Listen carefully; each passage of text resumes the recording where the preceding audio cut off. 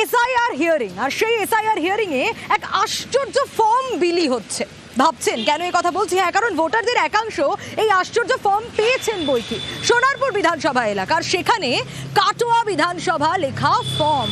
শুধু তাই নয়, যে লোগোটা রয়েছে সেই লোগোটাও কিন্তু দেখে চমকে যাওয়ার মতো। দেখুন যে ছবি আপনাদের দেখাবো, এই ফর্ম কিভাবে বিলি হচ্ছে। খুব স্বাভাবিকভাবেই প্রশ্ন উঠে আসছে, তার কারণ একটাই যে এই ফর্ম বিলির কারণ কি?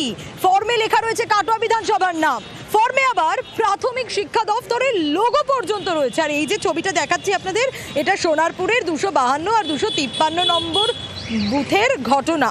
আর ফর্মে দেখুন কাটোয়াটা কেটে সোনারপুর করে দেওয়া হয়েছে। কিন্তু এই ফর্মের কারণটা কি? অর্পণের কাছ থেকে আরো ডিটেল বরং জানতে পারবো। অর্পণ, কি কারণ, মানে এই ফর্মের কাজটা কি? কেনই বা কাটোয়াটাকে কেটে সোনারপুর করে দেওয়া হলো? সোনারপুর বিধানসভায় কাটোয়া বিধানসভার ফর্ম, সেখানে আবার প্রাথমিক শিক্ষা দপ্তরের লোগো।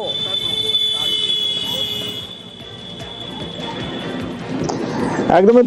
দেখো, তোমাকে প্রথমে জানতে হবে এই ফর্মটা কি কারণে ফিল আপ করা হচ্ছে। তুমি জানো প্রতিদিন একটা করে নতুন করে নির্দেশিকা আসছে এবং মানুষকে হয়রানির শিকার হতে হচ্ছে এই ফর্ম ফিল আপ করতে গিয়ে। সোনারপুর উত্তর বিধানসভা কেন্দ্রের এই ঘটনা, যেখানে যাদের 5 জনের অধিক, একটি পরিবারে 5 জনের অধিক যদি সদস্য থাকে তাদেরকে একটা ফর্ম ফিল আপ করতে বলা হচ্ছে নির্বাচন কমিশনের পক্ষ থেকে। এবং সেখানেই দেখা যাচ্ছে কাটোয়া বিধানসভা লেখা ফর্ম, সেটাকে মেনে নেওয়া গেল যে সেই কাটোয়া বিধানসভা কেটে সেখানে সোনারপুর বিধানসভা লিখে দেওয়া গেল। এবং সেখানে যে সিলমোহর দেওয়া হচ্ছে, সেখানেও সেই সিলমোহর ডবল করে মারা হলো। সেটাও যদি মেনে নেওয়া হয়, তার ডান দিকে রয়েছে প্রাথমিক যে শিক্ষা পর্ষদের যে লোগো, শিক্ষা দপ্তরের যে লোগো, সেই লোগো।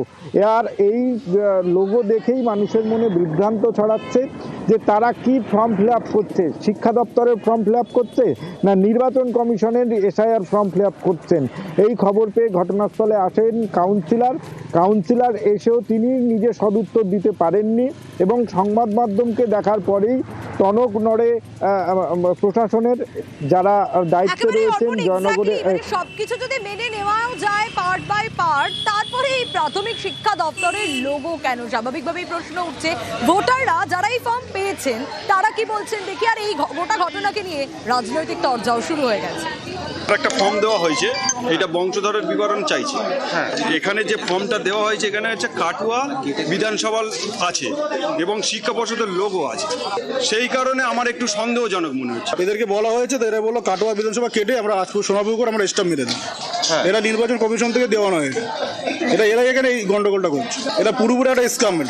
এদেরকে জানিয়েছে এরা কোনো। আমি জানি না নির্বাচন কমিশন এই ফর্মটা কোথার থেকে পেলেন এবং কেনই বা এই ফর্মটা মানুষকে দেওয়া হচ্ছে তার পরিবারের প্রমাণ করবার জন্য। এখানে যারা আছেন দায়িত্বে, বিএলও থেকে শুরু করে ইআরও থেকে শুরু করে, তারা প্রত্যেকেই তো প্রথমে অস্বীকার করলেন, পরে বললেন যে হ্যাঁ আমরা এটা দিয়েছি, যার মনে হয় জমা দেবে, যার মনে হয় জমা দেবে না। আমার দৃঢ় বিশ্বাস এটা নির্বাচন কমিশন এবং বিজেপির চক্রান্ত, মানুষকে হ্যারাসমেন্ট করা। নির্বাচন কমিশন আদৌ এই ফর্ম দিয়েছে কিনা তা আমাদের সন্দেহ আছে। আমরা অবিলম্বে নির্বাচন কমিশনের কাছে দাবি রাখছি, যে ফর্মটা সোনারপুর বিডিওর মাধ্যম দিয়ে ডিস্ট্রিবিউট হচ্ছে সেটা তদন্ত করা হোক এবং এই বিডিও এআরও যারা আছে তাদের সবাইকে তলব করা হোক। কারণ আমাদের দৃঢ় বিশ্বাস এটার পেছনে চক্রান্ত রয়েছে তৃণমূল কংগ্রেসের। আচ্ছা, এমন কোনো ফর্ম বিলির নির্দেশ আসেনি, বিডিও কিন্তু এরকমটাই দাবি করছে। তাহলে এই ফর্ম কোথা থেকে এলো?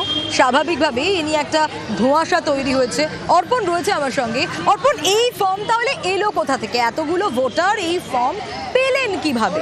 কেন ফিল আপ করা হচ্ছে? প্রাথমিক শিক্ষা দপ্তরের লোগো কেন রয়েছে? এই প্রশ্নগুলো তো রয়েছে, কিন্তু সুরাহা কিভাবে? মানে এর সমাধানটা কোন জায়গায়? দেখো, আমরা সোনারপুরের বিডিওর সঙ্গে আমরা কথা বলেছিলাম। তিনি যেটা জানাচ্ছেন যে এই ফর্ম দেওয়া বন্ধ করে দেওয়া হয়েছে। কিভাবে এই ফর্ম এসছে সেটা নিয়ে পরবর্তী সময়ে তারা খতিয়ে দেখবেন।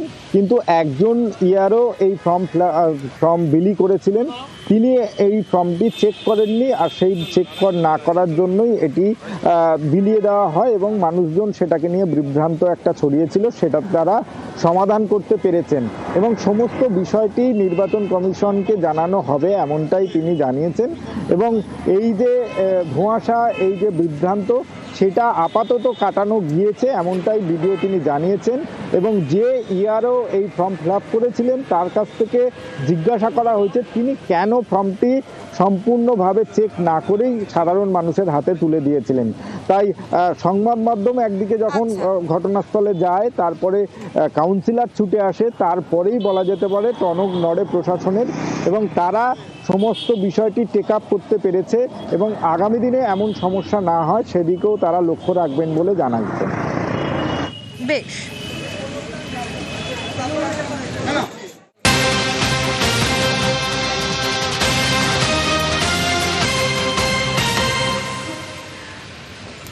আর এসআইআর হিয়ারিং এ আত্মহত্যার অভিযোগ আগে উঠে এসছে। এসআইআর হিয়ারিং এর আতঙ্ক আর তাতেই আত্মহত্যা, বিভিন্ন প্রান্ত থেকে অভিযোগ উঠে এসছে। আবারও একটা ঠিক এরকমই অভিযোগ, কারণ এক প্রৌঢ়া আত্মঘাতী হয়েছেন, বিষ খেয়ে আত্মঘাতী হওয়ার খবর পাওয়া যাচ্ছে। অভিযোগ করছে কি পরিবার, আরো বিস্তারিত জানাতে পারবে আনিস রয়েছে আমার সঙ্গে। আনিস, পরিবারের ছেলে মানে প্রৌঢ়ার 4 ছেলেকে হিয়ারিং এ ডাকা হয়েছিল, আর সে কারণেই নাকি টেনশনে আতঙ্কে আত্মঘাতী হয়েছে তাদের মা, এমনটাই পরিবার অভিযোগ করছে। একেবারে এই পরিবারের পক্ষ থেকে এই অভিযোগটি কিন্তু করা হচ্ছে, যেটা আমরা জানতে পারছি মূলত যে কুলপি ব্লকের করঞ্জলি এলাকার বাসিন্দা ছিলেন এই খালেদা বিবি এবং তার যে 4 ছেলে এবং 2 বৌমার নামে কিন্তু এসআইআর এর যে হিয়ারিং এর জন্য নোটিশ আসে এবং এরপর থেকে কিন্তু তিনি চিন্তিত ছিলেন। এমনকি তাদের যে 4 ছেলে এবং 2 বৌমার একেবারে যে নথির গড়মিল ছিল জানিয়ে কিন্তু চিন্তিত ছিলেন এবং গতকাল একেবারে বাড়িতে কেউ তখনই তিনি কীটনাশক খেয়ে ফেলেই স্থানীয় প্রতিবেশীরা তাকে উদ্ধার করে স্থানীয় হাসপাতালে নিয়ে যাওয়া হয় এবং সেখানেই তার মৃত্যু হয়।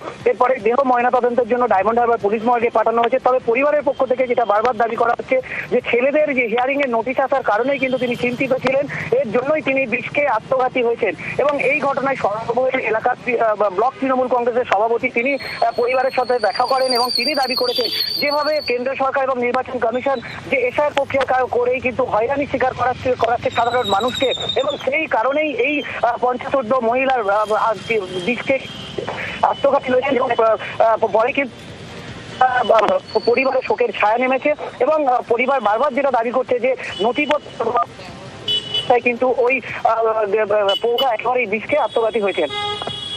বেশ, 3 দিন আগে শবন থেকে বলছে আমার ভয় লেগেছে, আমার তো সব মেরে ফেরে তুলে দেবে এখান থেকে বলে কদিন ওর মনটা ভাত থাকে। বাধাতে ঘুরে এসে বিষ খেয়েছে, বিষ খেয়ে মারা গেছে ওই এসআইআর জন্য।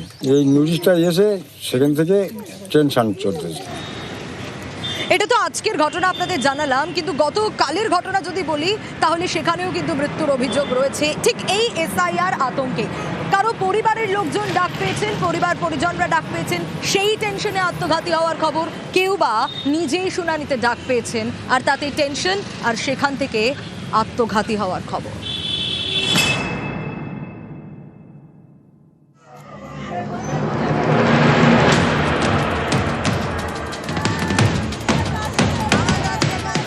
মুর্শিদাবাদের জলঙ্গির বাসিন্দা হাসিনা বিবি, বয়স 75।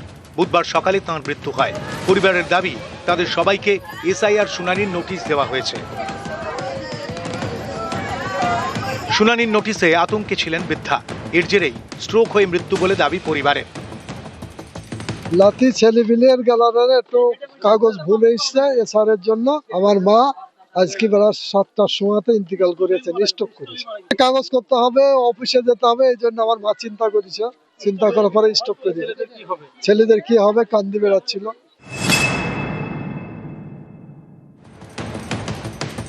বছর 70-এর শহর আলীমণ্ডল, উত্তর 24 পরগনার হাড়োয়ার বাসিন্দা। বুধবার তাঁর এসআইআর শুনানিতে যাওয়ার কথা ছিল, কিন্তু তার হলো না। শুনানিতে যাওয়ার আগেই মারা যান।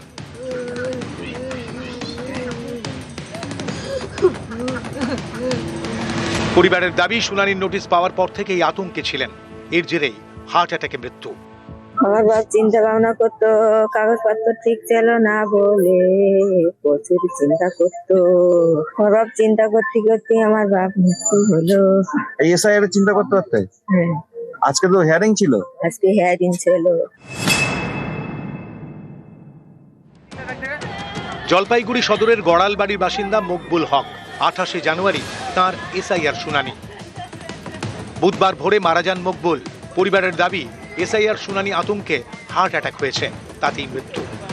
এসআইআর এর নাম আসছে লিস্টে আর কি, তো শুনে আর কি কালকের থেকে মানে টেনশনে ছিল।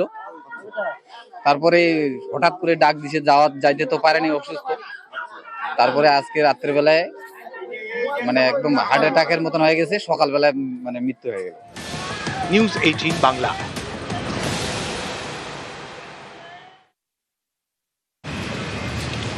আচ্ছা, এসআইআর এর নথি তো জমা পড়েছে, কিন্তু সেই সব নথি ঠিক না বেঠিক এই পর্যালোচনা হবে কি করে? আজ সিইও আর রোল অবজারভারদের মধ্যে একটা বৈঠক রয়েছে, যে বৈঠক খুব ইম্পর্টেন্ট। সেই বৈঠকে ঠিক কি হবে, কখন রয়েছে সেই বৈঠক, আরো বিস্তারিত এই বিষয়ে জানাতে পারবে অভিজিৎ রয়েছে আমার সঙ্গে। অভিজিৎ, অনেকগুলো প্রশ্ন উঠে আসছে। এসআইআর এর নথি তো জমা পড়লো, কিন্তু সেই নথি ঠিক না বেঠিক সেই বিষয়গুলো কিভাবে বেছে নেওয়া হবে, কারা বেছে নেবেন, কিভাবে বাঁচবেন? আজকে যে বৈঠক রয়েছে সিইও রোল অবজারভারদের, কখন সেই বৈঠক, কি কি আলোচনা হতে পারে সেই বৈঠকে, কারণ এই বৈঠক কতটা গুরুত্বপূর্ণ?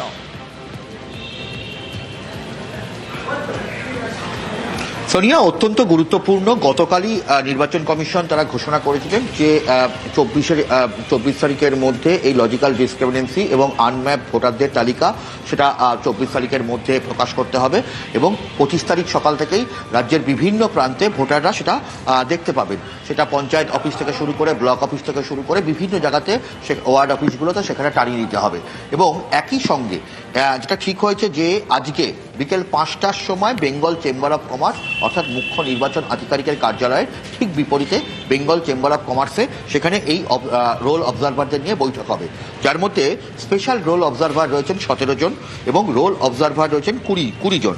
একজন রয়েছেন, মোট 37 জন, তার মধ্যে একজন দিল্লিতে রয়েছেন। ফলে এই 36 জন এবং মুখ্য নির্বাচন আধিকারিকের 12 জন উচ্চপদস্থ আধিকারিক, মোট 48 জনকে নিয়ে এই বৈঠক হবে। এবং সেখানে এই যে যারা নথি জমা করছে সেই নথি থেকে কিভাবে বাছা হবে, অর্থাৎ ঠিক বেঠিক কিভাবে বিচার করা হবে, সেটাই আলোচনা করা হবে মূলত। এবং একই সঙ্গে যেটা সিদ্ধান্ত হয়েছে, কেউ যদি ভুল নথি দেয়, অর্থাৎ কোনো এআরও বা বিএলও যদি ভুল নথি আপলোড করে এবং যদি কোনো ভোটার ভুল নথি দেয়, সেই নথিকে কোনোভাবেই গ্রাহ্য করা হবে না।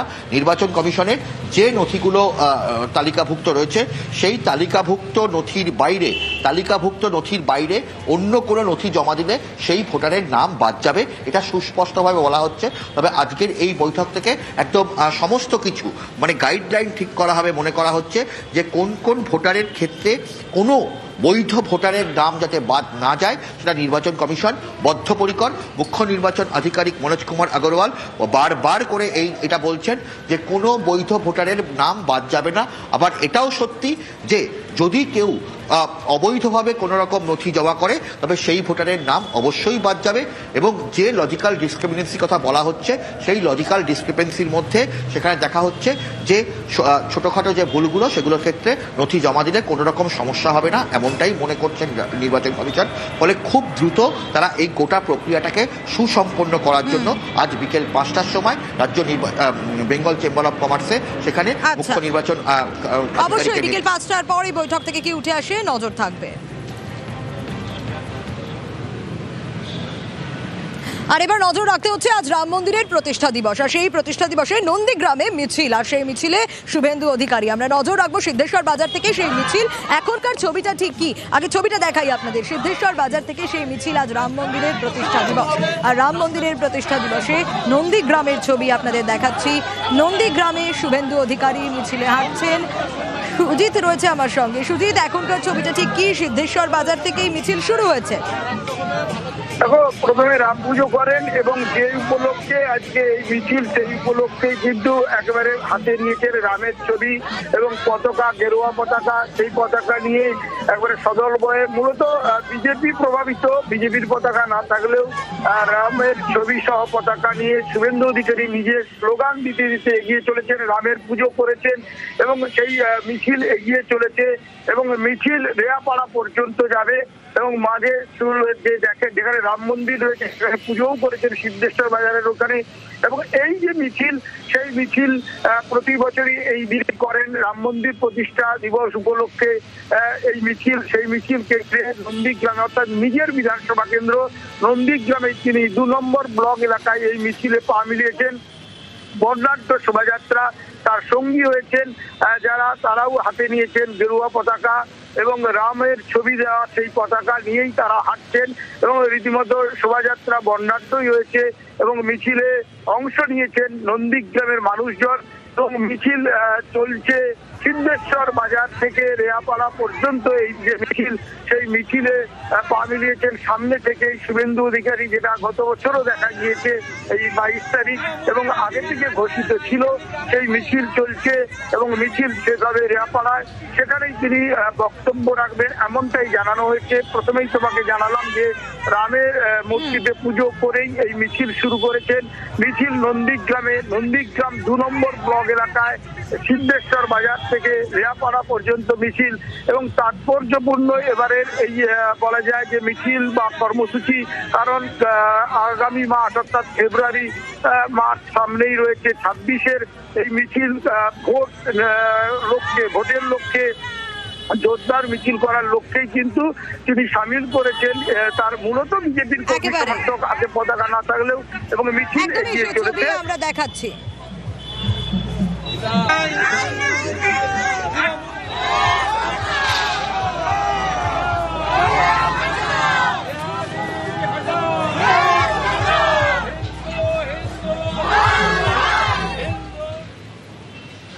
জানুয়ারি মুখ্যমন্ত্রী মমতা বন্দ্যোপাধ্যায় তিনি সিঙ্গুরে যাচ্ছেন। হ্যাঁ, প্রশাসনিক কর্মসূচি তার রয়েছে, রাজনৈতিক সভাও করতে পারেন তিনি। কি কি কর্মসূচি থাকবে অবশ্যই সেদিকে তো নজর থাকবে, কিন্তু এই সিঙ্গুরেই 18ই জানুয়ারি সভা করেছেন নরেন্দ্র মোদী।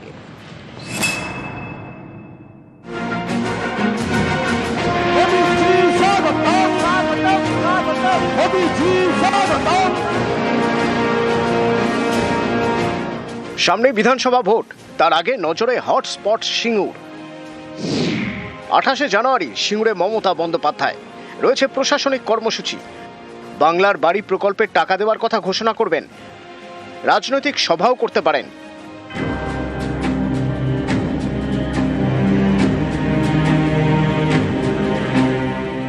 সিঙ্গুর ঘিরে একসময় তোলপাড় হয়েছে দেশের রাজনীতি। সিঙ্গুরে ন্যানো কারখানা তৈরি করতে চেয়েছিল টাটারা, এর জন্য জোর করে কৃষকদের জমি দখলের অভিযোগে আন্দোলনে নামে তৃণমূল। এরপর 2011 সালে রাজ্য রাজনৈতিক পালাবদল হয়, ক্ষমতায় আসে তৃণমূল। সিঙ্গুরের জমি লড়াই আদালতে চলতে থাকে, শেষমেশ আদালতের নির্দেশে সিঙ্গুর ছাড়তে হয় টাটাদের। 2016 সালে সিঙ্গুরের কৃষকদের জমি ফেরত দেন মুখ্যমন্ত্রী মমতা বন্দ্যোপাধ্যায়। এটাই আমরা চেয়েছিলাম, জমি ফেরত দেওয়া হোক। সেই কথা আজকে আমরা রাখতে পেরেছি, এটা আজকে বড় জয়। 2 সপ্তাহের মধ্যে 800 কৃষক পরিবারকে তাদের চেক এবং জমির পর্চা দুটোই ফেরত দেওয়া হচ্ছে। 9117 জনের পর্চা রেডি হয়ে গেছে।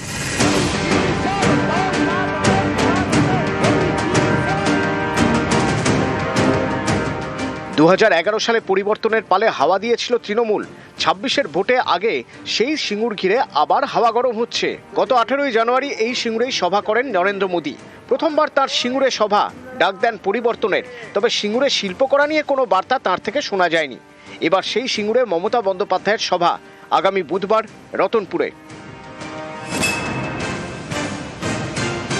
সিঙ্গুরের মানুষ তো মমতা বন্দ্যোপাধ্যায়ের আন্দোলনের পক্ষে ছিলেন, আছেন এবং থাকবেন। বিরোধীরা যে লাগাতার কুৎসা করছে, বাস্তব থেকে অনেক দূরে থাকা এই কুৎসাগুলোকে খানিকটা প্রচার করে দেওয়া হচ্ছে। তো আমরা আমাদের কথাগুলো বলবো, মুখ্যমন্ত্রী কথাগুলো বলবেন, পরিষ্কার হয়ে যাবে, দুধ কা দুধ পানি কা পানি।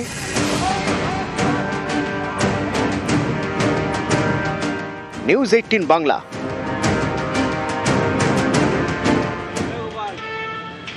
আঠাশে জানুয়ারি সিঙ্গুরে মুখ্যমন্ত্রী মমতা বন্দ্যোপাধ্যায় যাচ্ছেন, আর শাসক থেকে বিরোধী সবার নজর কিন্তু এই মুহূর্তে পাখির চোখ একেবারে বিধানসভা নির্বাচন। তার কারণ 30শে জানুয়ারি রাজ্যে আসছেন অমিত শাহ। হ্যাঁ, পদ্ম প্রচারে রাজ্যে অমিত শাহ আসছেন। তার কি কি কর্মসূচি রয়েছে, কদিনের সফরে আসছেন, আরো ডিটেল আপডেট দিতে পারবে মৈত্রেয়ী রয়েছে আমার সঙ্গে। মৈত্রেয়ী, শাসক থেকে বিরোধী সকলের পাখির চোখ এই বিধানসভা নির্বাচন, আর পদ্ম প্রচারের জন্য এবার অমিত শাহর কি কি কর্মসূচি থাকছে 30শে জানুয়ারি থেকে?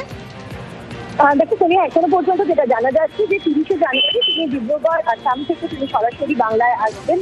30 তারিখ সন্ধ্যেবেলা তার বাংলায় পৌঁছানোর কথা, এবং 31 তারিখ তার একগুচ্ছ কর্মসূচি রয়েছে বাংলায়। তোমার মনে রাখতে হবে যে 27 তারিখ কিন্তু বিজেপির সর্বভারতীয় সভাপতি নীতিন নবীন তিনি যাচ্ছেন, 27 তার কর্মসূচি রয়েছে। ফলে মাঝখানে একটা দিন বাদ দিয়ে আবারও বিজেপির অন্য শীর্ষ নেতার আশা এটাই কিন্তু বুঝিয়ে দিচ্ছে যে বাংলাকে তারা এবার বাতিল করে রেখেছে। সোনিয়া,